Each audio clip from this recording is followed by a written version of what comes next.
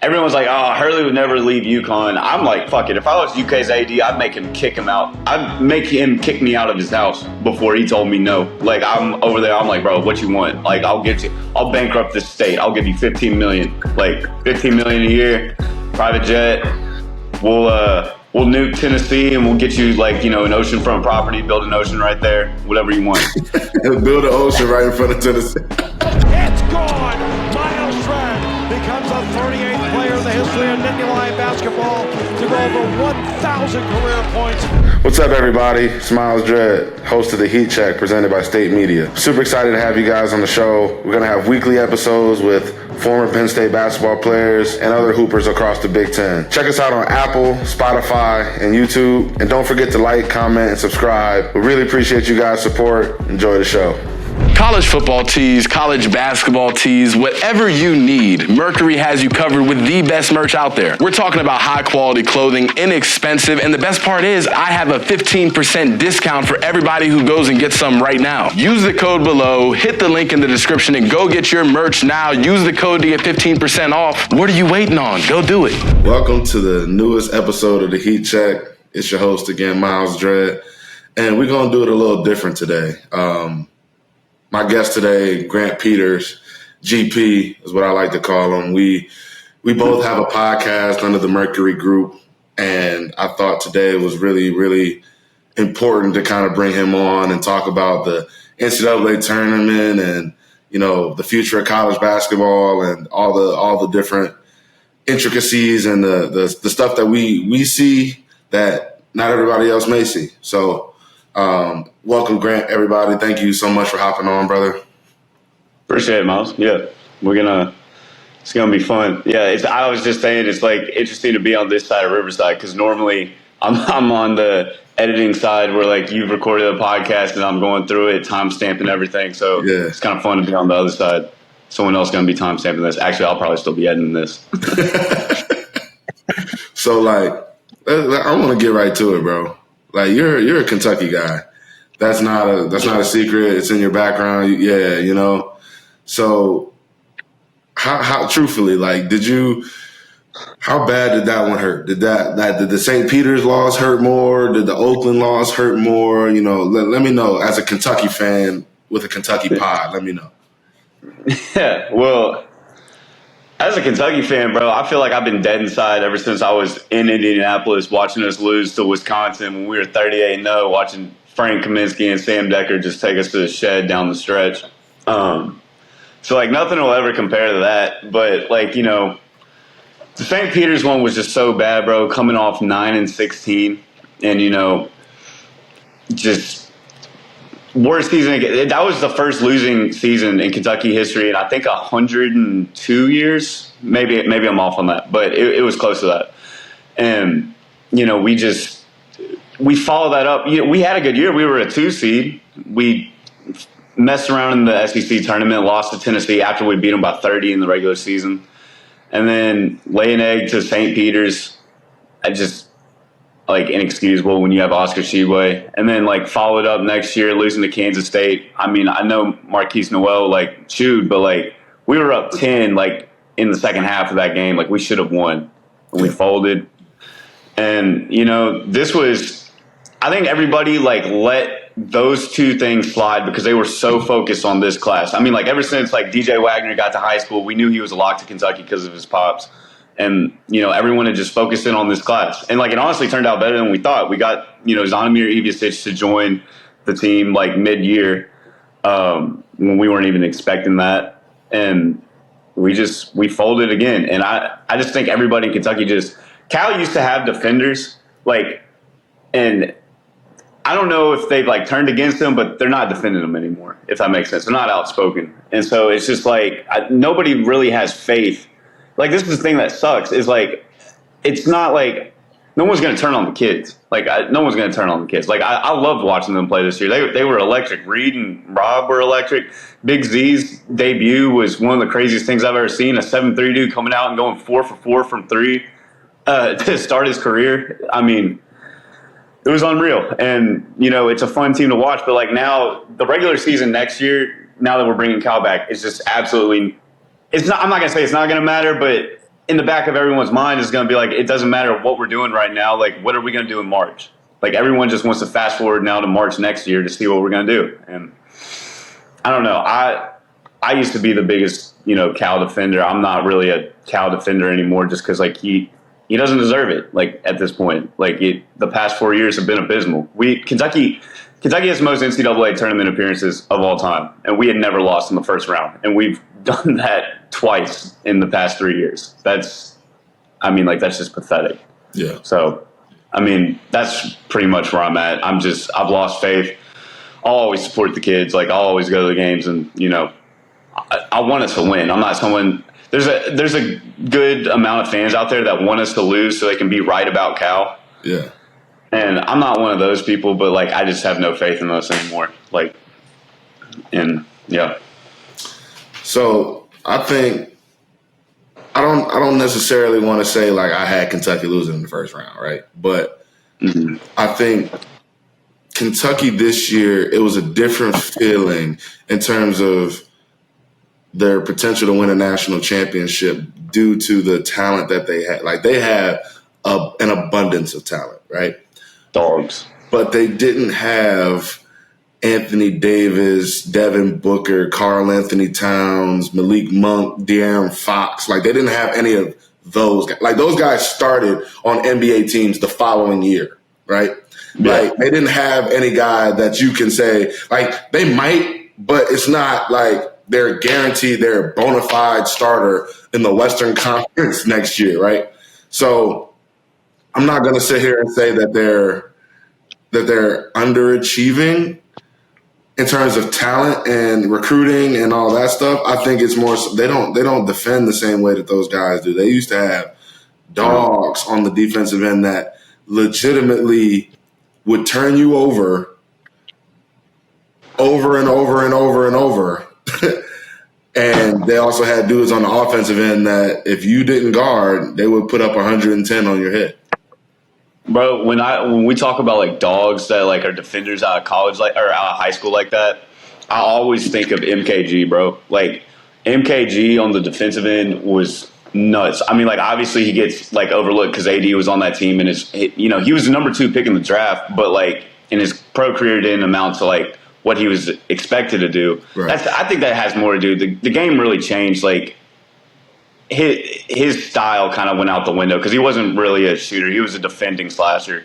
Right. And so, like, that he only had, like, 2 or 3 years before the league really shifted. But, like, man, like, what made that 2012 team with AD in them so tough, it wasn't just that we have AD in the paint and, like, honestly, he could, like, if you're on the wing, he could probably block you from the block, like, if he wanted to. But, like, what we did was we put MKG on every team's point guard. Like, that's how we guarded, and we were able to do it. Like, in the Final Four, he was guarding Peyton Siva against Louisville, and then he was guarding, was it Tyrod Taylor? That was Kansas's point guard? Yeah, Tyrod Taylor. Yeah. And so, like, I don't know. And we've talked about this, bro. Like, I just say that I don't even think it's entirely Cal's fault. I think, like, the AAU and United States, like, development system has, like turned against him because, like, kids out of high school aren't as good as they used to be. Like, we've talked about that. Like, they're just not where they used to be. AAU basketball is just, like, such a joke these days. It's just, like, who can get, like, the most views on an overtime clip. Like, we talked about it. Like, back in the day, like, if you had a hoop mixtape, you were legit. If you had a ball of life, you were the guy. Like, it's like nowadays, like, kids at my high school, a tiny private school in Lexington, like, bro, they have, like, I see the mixtapes they have. I'm like, what the fuck? Like, where was that when I was in high school? Like, none of us had that. Like, bro, they got photographers and everything at their game. Like, making them look like they're on Ball's Life and stuff. And so it's just like everybody's going for clicks. Like, that's all it is. And, like, there's that really famous Gino Orienta clip where he's in an interview and he's just talking about – we posted on the Heat Check Instagram. Yeah. And, like, he's talking about how, like, kids in Europe practice 6 days a week and then, like, play maybe 2 games a week. Whereas now it's like AAU kids, like, low-key don't even practice. They just show up to the tournament and they just hoop 6 games and that's it. And it's like, I don't know. I just think I'm not going to blame social media entirely because, like, we had social media back then, but it's just, like, the value system is – and there's also just so many people, like, in grassroots basketball that shouldn't be there, like, that don't know the game, that are just, like, you know – I mean, like, a bunch of them are just leeches. They're looking for a dude that's got, like, raw talent, and they're hoping he makes it to the league, and they get a kickback once he does. Right. And, like, you know, they're like, we'll put him up, we'll do this, whatever. And the guys that were, like, you know, actually, like, you talk about, like, in the, like, you know, 80s and 90s when, like, there was, like when 5-star was, like, 5-star basketball camp, and when, like, you know, there was, what was it, ABCD? The Nike ABCD camp? Yeah. They had that stuff, and, like, there's just not that shit anymore. There's not the guys, like, you know, I just read a book where, like, it was actually Sonny Vaccaro's book. And, like, you know, Rick Pitino, Billy Donovan, all these guys were at these camps, like, teaching these kids, like, these 15, 16-year-olds. And, like, there's nobody doing that in grassroots basketball anymore. Like, these great basketball minds aren't there. And it's, I don't know, the game has definitely changed because of it. But, like, me being a Kentucky fan where we rely solely on one and done, I can tell you there's a huge difference between having the number one recruiting class in 2023 and having the number one recruiting class in 2011. Like, it's night and day difference. It's not even close. Like, yeah, DJ Wagner might be the number one combo guard in the country. He has a higher scout grade on ESPN than Marcus Teague. Marcus Teague would bust his fucking ass in college. Like, not even close. And it's just like... And it's not a knock on DJ. It's really not a knock on DJ. It's not. It's not. It's really how good Marcus Teague was. He was a dog, bro. People forget about that. Yeah. He out of high school, he was such a dog.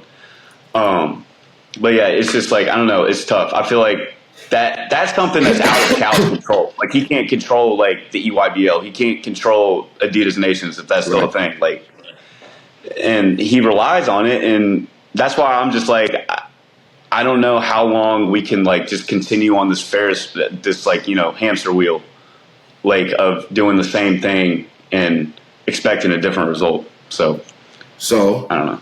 Question for you. Do you believe that, I think in the last couple years it's kind of been proven true, do you think that the era of relying on one-and-dones and freshmen to go win league championships, national championships, do you think that era is kind of gone with the wind? I wouldn't say it's completely gone with the wind because there might just be a class that's absolutely loaded that has raw talent. I haven't seen it. Like, everyone talks about the 2025 class with AJ, how do you say his last name? You know what I'm talking about? Dibs Johnson. Oh, the kid from I think he's from Jersey or Boston. Because he said that, like, T. Clark's like his big brother. That's why everyone thinks he'd come to Kentucky because he wants to honor T. Clark. But everyone talks about that class being good, but I mean, like, at this point, like, to, like, just straight up answer your question, I guess, like, yes, because I don't, like, if you just go evidence-based, I don't see how you could argue it any other way. I mean, like, you look at the teams that are winning it. Yeah. Most of them are built in the portal. I mean, UConn's an absolute wagon right now, and, like, their starting backcourt are literally, they were 0-star recruits. The Tristan Newton and, what's the white dude's name? Cam Spencer.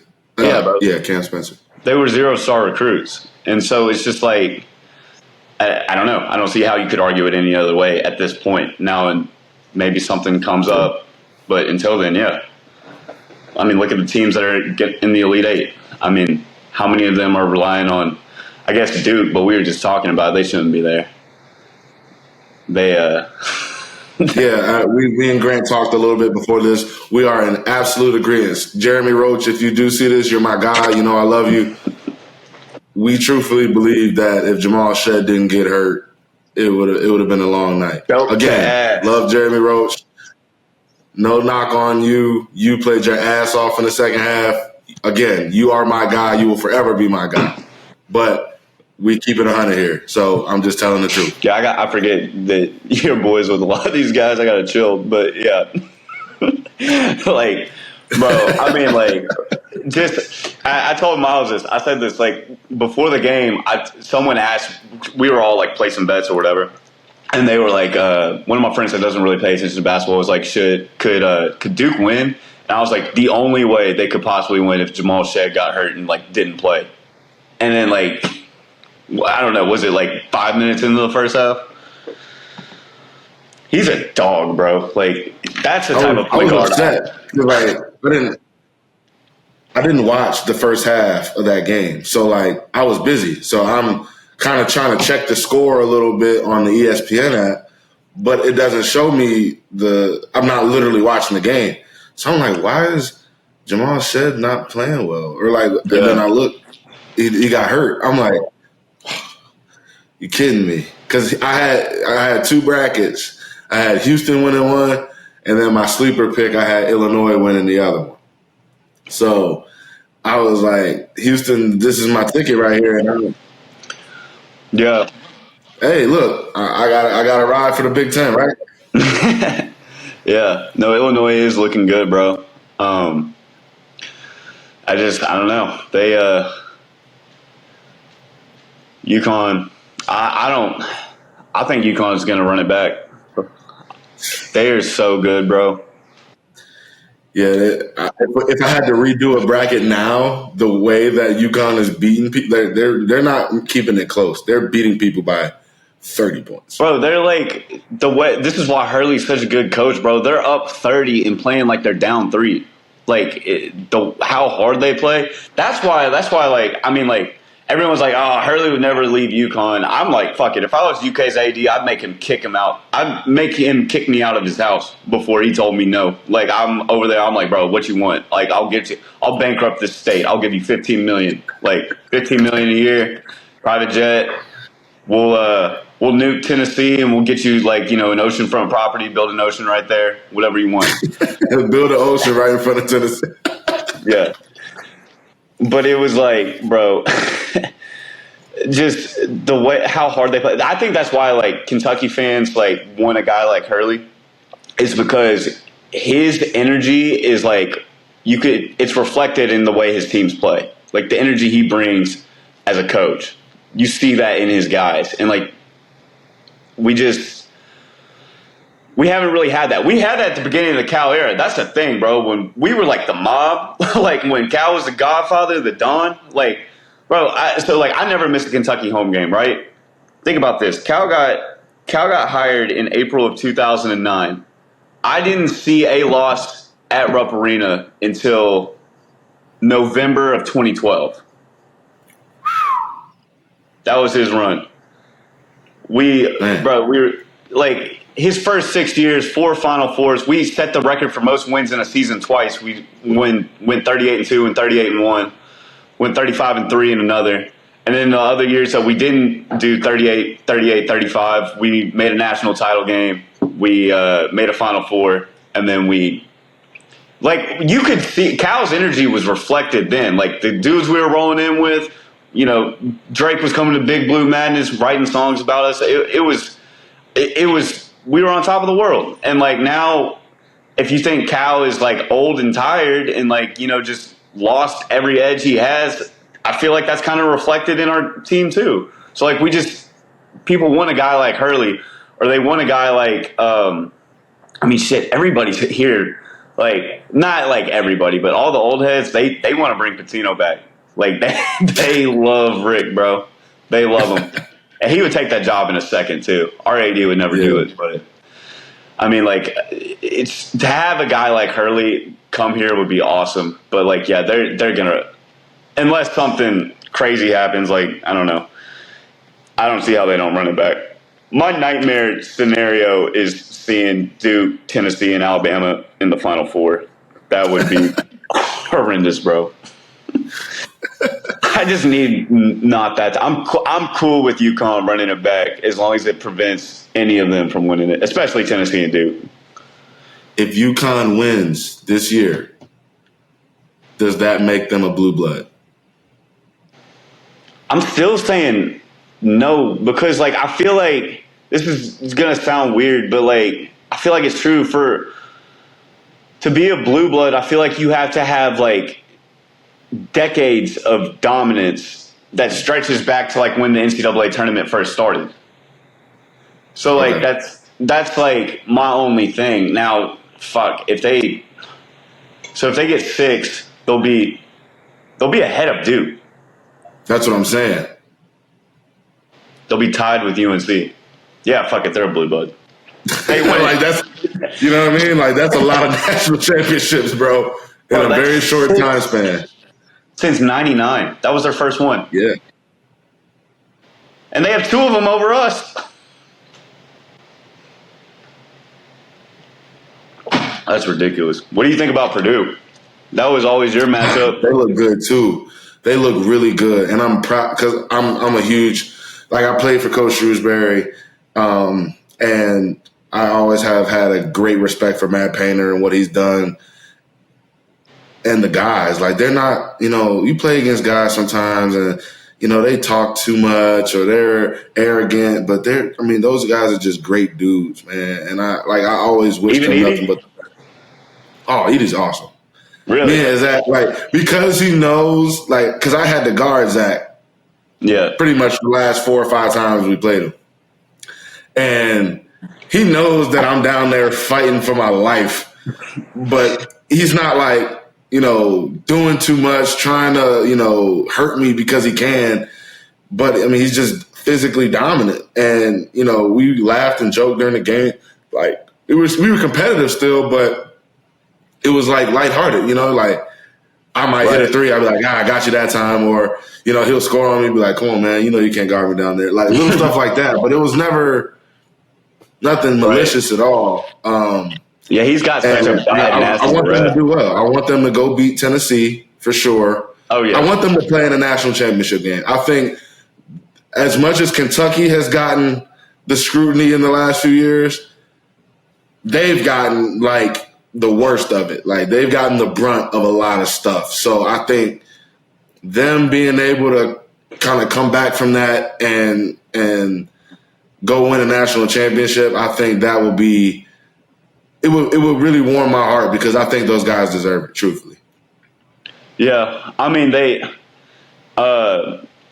was hyped, a few years ago when Purdue played Tennessee. That was when, I guess, up until this year, Tennessee thought it was their best team ever with, Grant Williams, Admiral Schofield, Jordan Bone, those dudes. Our Kentucky team hated that Tennessee team. Yeah.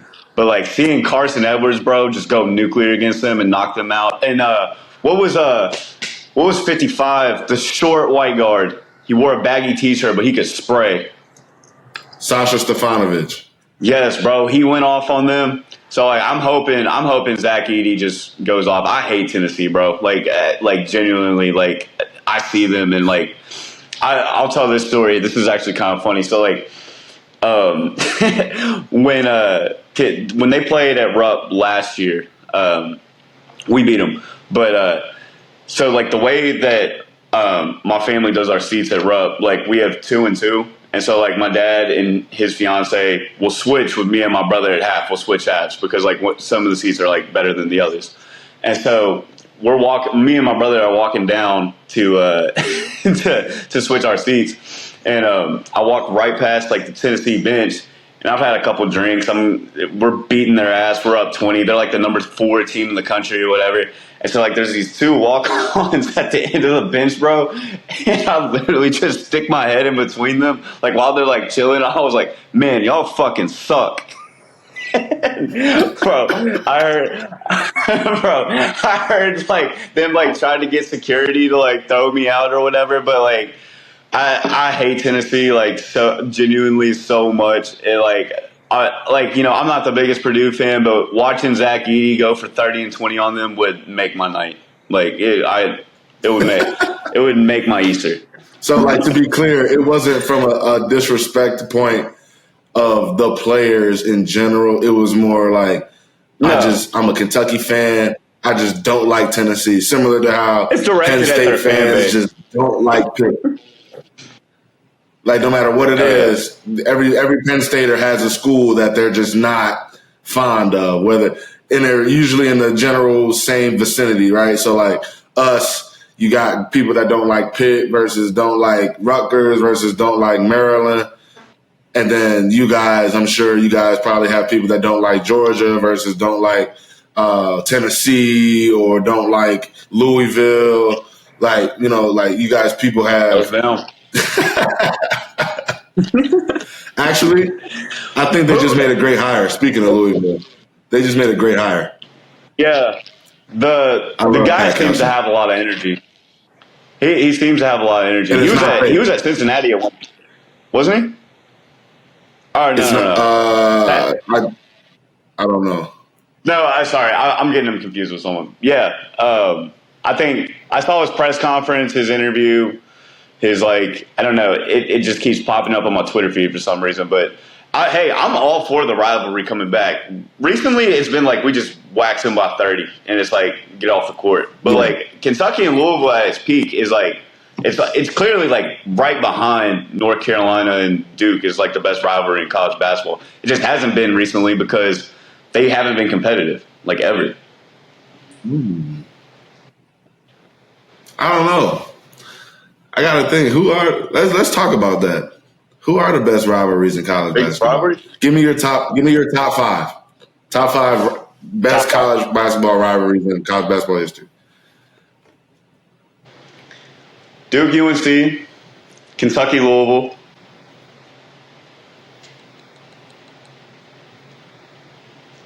Xavier, Cincinnati. I don't want to put Kentucky in here too much, but I feel like we have another one. We just haven't played the game in a while. I'm gonna say it, Kentucky, Indiana, because I think as a state, like growing up, I think there's not two states. We're not as good, like collectively, like, you know, talent wise, but I think there's not two states that love basketball more than Kentucky and Indiana. See, like, I'm thinking of like 10 years ago, I would have said UConn, Syracuse. I would have put that up there. Just because, like, I think about all the, like, Big East battles they had. So, for my 5, first and foremost, I'd probably go Duke, UNC. Then I'm going to have to put Indiana, Purdue on there. That's, from what I've seen, that's like a very Spitfire kind of relationship, those two, for sure. Do you think Indiana fans would say that Purdue's their biggest rival? Yeah, I think so. I don't think so. I think they would all say Kentucky. I disagree. That in-state rivalry is playing in the Big Ten and seeing like how much like they really hate each other. they dislike Purdue, right? And I think technically Purdue has more wins in the matchup, but technically Indiana has had more success on a national scale than Purdue has all time. So like that's kind of their back and forth. I don't know. We'll have to ask. We'll gauge the Indiana fans. I put my money up that they hate Kentucky more than they hate Purdue. We'll ask them. Just based off my experience. So those are my first 2. Then I would say Georgetown, Syracuse. Then Louisville, Kentucky. College basketball needs Georgetown to be good again. Louisville. I think Ed Cooley can do it, of all people. I think the DMV is a basketball hotbed. They got in his head, bro. Oh, no doubt. No doubt. Yeah. They got in his head when he was there, bro. When Devin Carter punched that windmill at the end of the game, I was like, damn.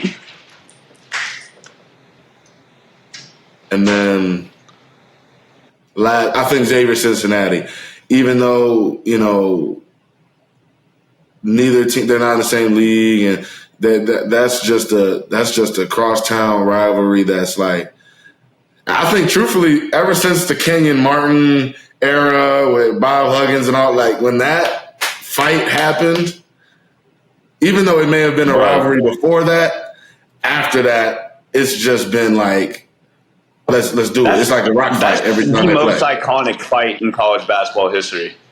I agree. Like, for sure. I remember everybody was tuned in to, like, I don't even know if the game was, like, nationally televised. I think it was on, like, a Fox Sports Ohio, like, broadcast, but everybody was tuned in to Sports Center after. And they're like, yeah, Xavier Cincinnati got in a brawl.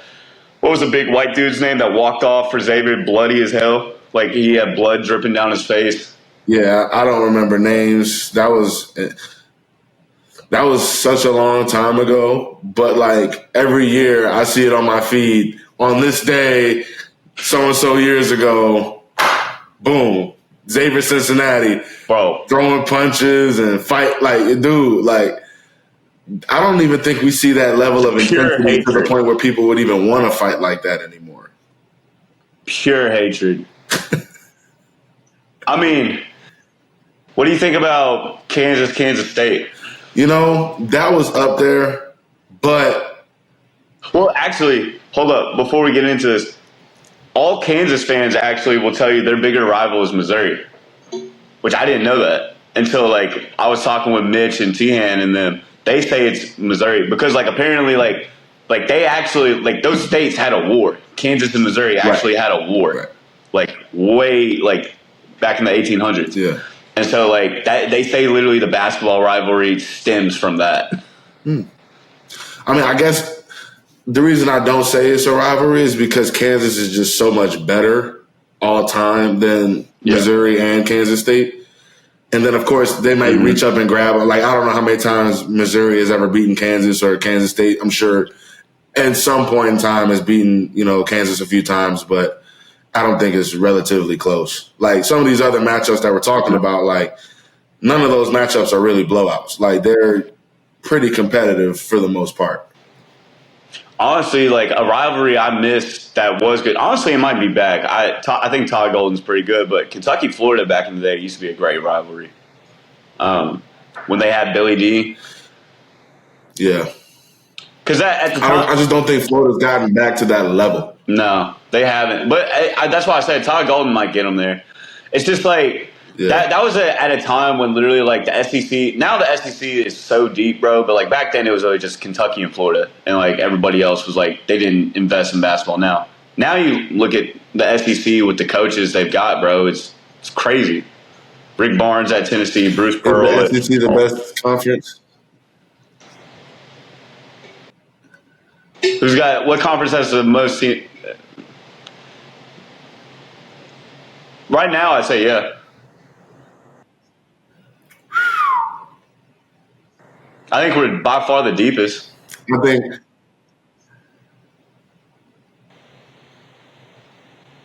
I'm gonna disagree with you on that one. What are you gonna say, Big Ten? I think the SEC's bottom is not as good as the Big Ten's bottom. Who's the Big Ten's bottom? This past year, it was Michigan, Ohio State. No, it wasn't Ohio State. It was Michigan. Penn State was down there. Rutgers and somebody else. I forgot. I feel like the And when I say, like, Michigan's had bad years before, but like they were down. Like that might have been one of the worst Michigan basketball outcomes. I'm not gonna say teams because they had a lot of talent, but that might have been the worst outcome in the Big Ten Michigan might have ever had. Yeah, for sure. I mean, I don't know if it's all in Juwan either, bro. Michigan has not helped him at all. This Michigan team was supposed to have. I don't think it's Juwan's fault. This Michigan team was supposed to have Terrence Shannon and Caleb Love. Caleb Love. Like, bro. And then Michigan's just screwed them. I mean, I know Michigan's a tough school to get into. It's probably like, I think Michigan is probably like genuinely like, besides, is one of the toughest like non-Ivy League schools to get into in the entire country. It's a great school. It's a great school. So like, but like, it's basketball. Like, you make it, you know what I mean? Like, figure it out. Yeah. Derrick Rose stuff. I think truth, like, and I, if it was a fifth, we'd all be drunk. But if they had those two dudes this past season, I think we're having a bunch of different conversations about, one, what league was the best league, two, who's playing for a national championship right now. Because those two dudes alone can change how good a program is. Dickinson probably would have stayed too.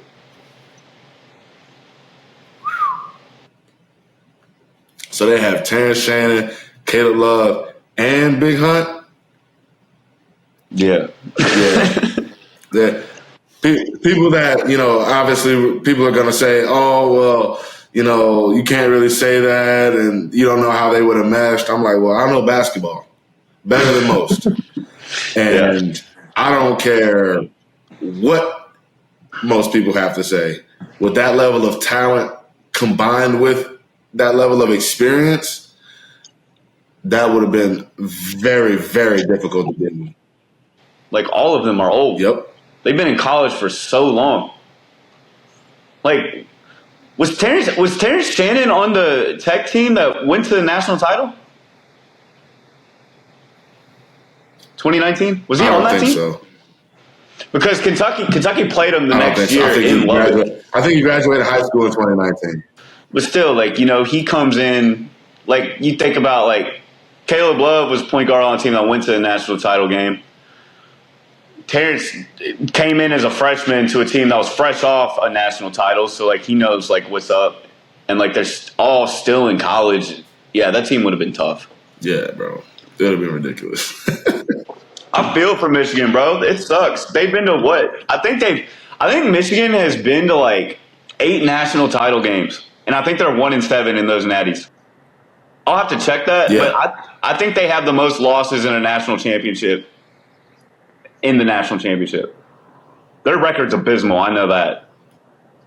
I would be sick to see that many runner-up banners. Like, it would get to the point where you don't even want to hang them up no more. You're like, you know what? Never mind. We're good. No.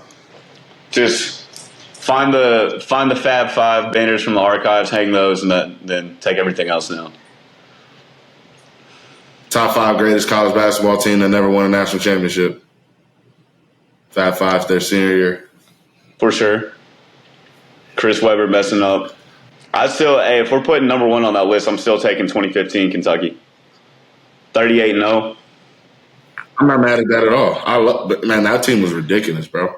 The fact that they didn't win that's probably the biggest disappointment in college basketball history. They were undefeated and should have won. And lost to Frank Kaminsky and Sam Decker. And Nigel Hayes. Bronson Koenig. God, I hated that team. I hate that I know, like, every single one of them. Bro, you want to know why I think we live in a matrix? Think about this. So, the last 2 college, well, until Gonzaga did during the COVID year, but I'm not really counting that. Until the last 2 teams before then to go undefeated all the way to the Final Four, Kentucky in 2015 and UNLV in 92, right? The last time there was a Final Four rematch, Duke versus UNLV 91 and 92, Kentucky versus Wisconsin 2014-2015. That was the last Final Four rematches. UNLV beat Duke in 91, and then in 92 came back undefeated and lost to them. Kentucky beat Wisconsin in 2014, come back undefeated, lose to them in the Final Four in 2015. That's just too many parallels, bro. That's insane. Wow. I knew that, but I never put that together. That's actually crazy when you sit down and think about it. Like, bro. And I had that in the back of my mind on the way up to Indy that game. GP. Yeah, GP, I know you got to run, bro. Thank you so much for hopping on, man. This was awesome. We definitely got to do this more. Bring me on the Big Blue Pod. I'm ready. I could talk Penn State all day. We can. I still don't have here's the thing, bro. I don't have a UK podcast. You need one. What are you doing? I don't have one with Mercury. Hey, we got to talk to the big man. We got to talk to the guys upstairs, man. We got to get them on. Hey, listen. We got to. Guys upstairs, you know who you are. I'm knocking on the door. Get my man GP on, bro. I mean, you. Look at that. Like, I love Penn State, and I played at Penn State. I have more Penn State gear than anybody. I don't have a setup like that. GP, thanks for hopping on, bro. I appreciate you. We definitely got to do this again sometime. we might have to recap on this national championship and really break down this NCAA tournament. Yeah, for sure, brother. This is the latest episode of the Heat Check. See you guys next week. Peace. What's up, everybody? Hope you enjoyed this episode of the Heat Check. Be sure to like, comment, and subscribe so we can continue to have big-time guests and create great content for you guys. And if you haven't yet, check us out on social media in the links below. Really appreciate you guys' support. We'll see you next week.